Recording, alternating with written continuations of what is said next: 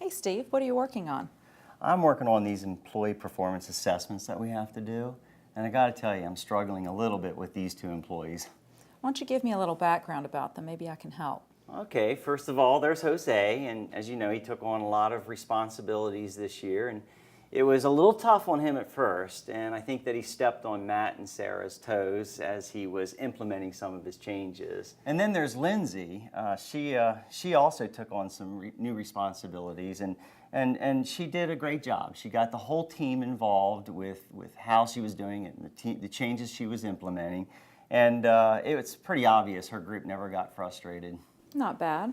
Why don't you tell me a little more? Well, Lindsay worked with our key stakeholders to finalize her plan before even going or thinking about going to the boss to get him involved, while Jose, he took the ball and he ran with it.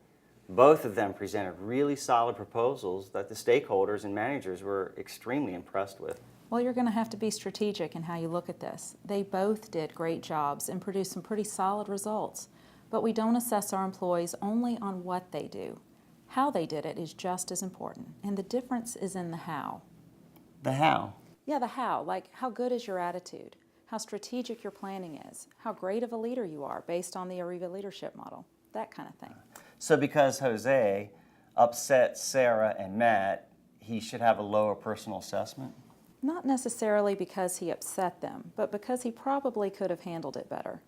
He could have demonstrated more maturity in leading change, which includes getting buy-in from key stakeholders. But what about all the great things he accomplished in the year? He took on a lot of new responsibilities, and he did a good job with it, and he created a lot of good, positive changes. Which is great, and because how he handled it was professional and strategic, he should be recognized for that.